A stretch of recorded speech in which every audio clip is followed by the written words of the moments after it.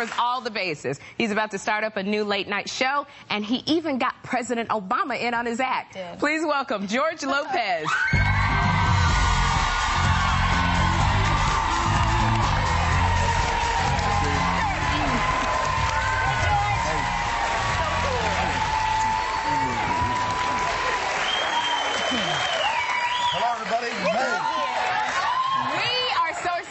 You here, and we were very surprised and pleased to hear that you got a new talk show in the fall. So why a talk show?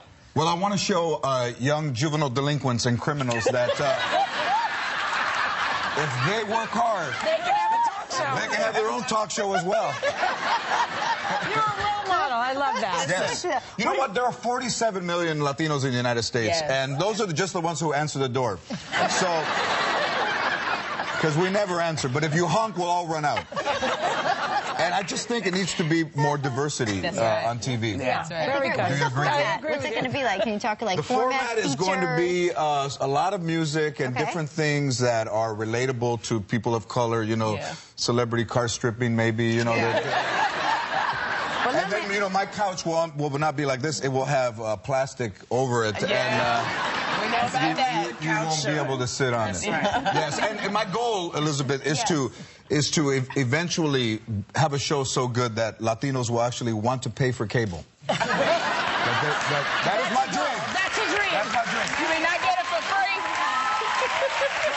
Let me ask you. That they will want to see me without that black line in the middle. What did he say? Let me ask you, because I know you have very specific thoughts on Judge Sonia Sotomayor. Yes. Please. Well, you know, all women are judges anyways. We ought to make one official. So, let's have one a world judge. Forget Supreme Court, but already she hasn't even started, and she fell going down the steps of the Capitol building and broke her ankle. So already she's found a way to be on workman's comp. Hasn't even started. Hasn't even started. That's and wait a minute. And good luck trying to get a Latina to wear something black every day, zipped to the top. That ain't gonna happen. Because they're all in pain. You are crazy. You are crazy. You had a meeting recently with President Obama to talk about your show and possibly maybe a job with him. Let's take a look. I need to know if you're serious about a cabinet position for me, because I have an opportunity to do a talk show. Talk show? What kind of talk show? It would be a late-night talk show, you know, something loose, fun, diverse, inclusive, kind of like what Arsenio did in the 90s. Let's say you offered me a job like Secretary of State, Ambassador to Mexico. I mean, would I get a badge? No. Could I talk on the phone without using that blue? No, George, you need to change late night. That's the kind of change I can believe in. Would you be my sidekick? No. Nothing. Oh!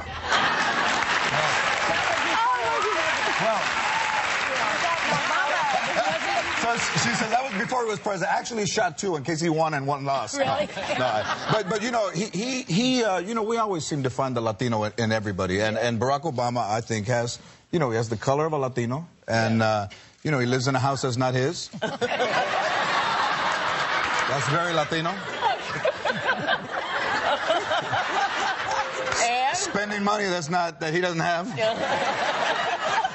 Always bailing people out. That's Mexican. Always bailing. How do you get away with all this? His mother-in-law is helping him raise his kids. Come on, what are we doing? that ain't Latino. David Letterman got so much trouble. You can say all that. Did the Latinos come after you? Because I believe it. That's why, Joy. I believe it. You have to believe it. Yes. And you got to be Latino. And I would never have named my kid Willow. That's another thing. Yeah, that's No. I want to actually talk about another kid. I mean, there's a little Mexican kid named Hardin. That's Garden. How are you going to name a little Mexican kid Garden? Hardin. Yeah. Yes. There's a little ring to it.